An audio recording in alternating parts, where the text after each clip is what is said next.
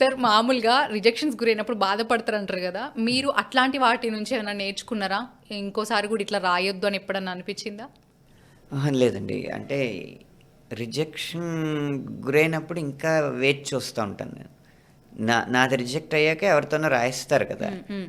ఆ పాట విడుదల కోసం ఎదురు చూస్తా. ఆ!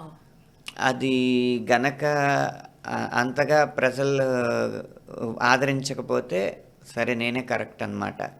నన్ను వాళ్ళు సరిగ్గా అర్థం చేసుకోలేదనుకుంటా. అది గనక చాలా పెద్ద హిట్ అయితే నేనప్పుడు చేసిన తప్పేంటి? ఈ పాటలో ఉన్న ప్లస్ ఏంటో చూసుకొని నేర్చుకుంటానంతే. అనంత శ్రీరామ్ అనంటే పేరుకు తగ్గట్టే అనంతంగా రాస్తుర్రా పాటలు? ఇది అలా కొనసాగుతా ఉంటదండి. హ్మ్. భగవంతుడు ఎప్పటి వరకు రాయిస్తే అప్పటి వరకు రాయడం అంతే. కొంతమంది ఫ్యాన్స్ మీ పాటలు ఇన్నాక సూర్యుడు, ధీరుడు అని చెప్పి కొలుస్తుంటారు. అట్లాంటి ఫ్యాన్స్‌కి మీరేం చెప్తారు మీ గురించి చెప్పేటోళ్ళకి? అలా కొలుస్తారని నేను అనుకోలేదు. అయ్యో! సార్ కామెంట్‌లలో మీరెప్పుడు చదవలేదా?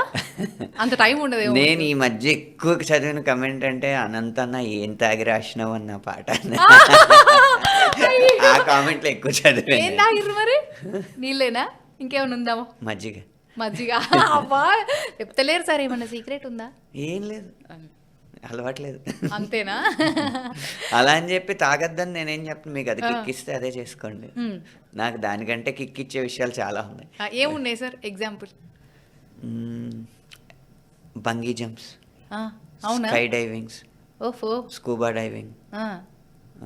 హార్స్ రైడింగ్, ఆ!